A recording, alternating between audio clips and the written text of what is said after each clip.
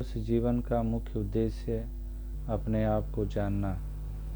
अपने आप को जाने बगैर इंसान का जीवन किसी मायने का नहीं होता है। इसके लिए जो कहा जाता है कि बड़े भाग से जन्म प्राप्त होता है, तो उसके पीछे यही कारण है कि इसी एक जन्म में एक ऐसी सामर्थ्य दी गई है इस इंस्ट्रूमेंट के साथ, मनुष्य शरीर के साथ, ताकि अपने आप को पहचान लिया जाए, एक रियलाइजेशन हो जाए कि वाकई हम क्या हैं। एक हम शरीर मान बैठे हैं अपने को। तो मनुष्य जीवन का उद्देश्य यही है, अपने आप को जानना, पहचानना, अपने स्वरूप की पहचान करना। गीता में भी भगवान कृष्ण कह रहे हैं कि अर्जुन, अपने आप को जानना ही मेरी पहचान है। कि अगर अपने आप को जान लिया तो जान लिया परमात्मा को, जान लिया भगवान को, जान लिया इस ऊर्जा को, जान लिया इस सुप्रीम पावर को।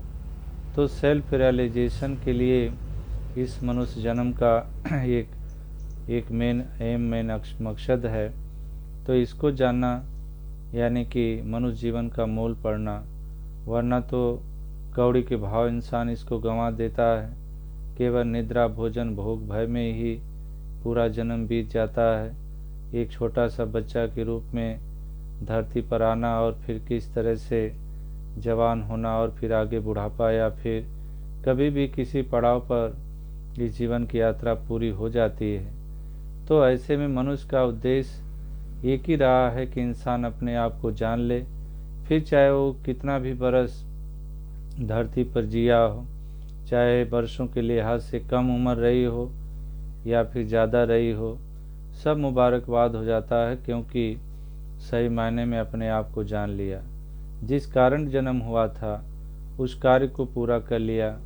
तो इसीलिए और भी संतों महात्माओं ने जैसे कहा कि एक मनुष्य शरीर की बात, कि मनुष्य शरीर महत्वपूर्ण है, तो इसके पीछे यही कारण है कि इसको इस आत्मा की तरफ यानी कि मूल की तरफ, ऊर्जा की तरफ इशारा, कि इसी में रियलाइजेशन हो जाता है।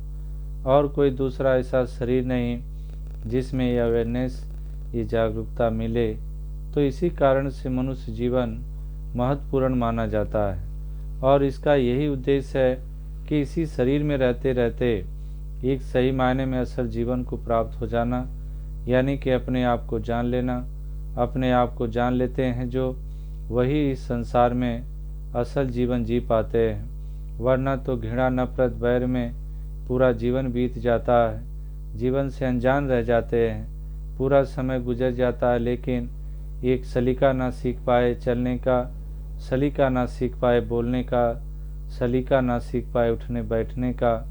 तो यही पर हमेशा इंसान को यही तालीम दी गई है कि इंसान वाकई तो अपने मूल को पहचान कर एक जीवन के मकसद को पूरा कर ले, वरना ये तेरा जीवन व्यर्थ जाएगा। यही होगा कि मौका भी मिला, नुकसान भी उठाना पड़ा। तो यहाँ पर प्रश्न यही था कि मनुष्य जीवन का उद्देश्य क्या है। तो उद्देश्य यही है कि अपने आप को जान लिया जाए। अगर जाना नहीं, मकसद पूरा नहीं हुआ, तो फिर नुकसान होता है।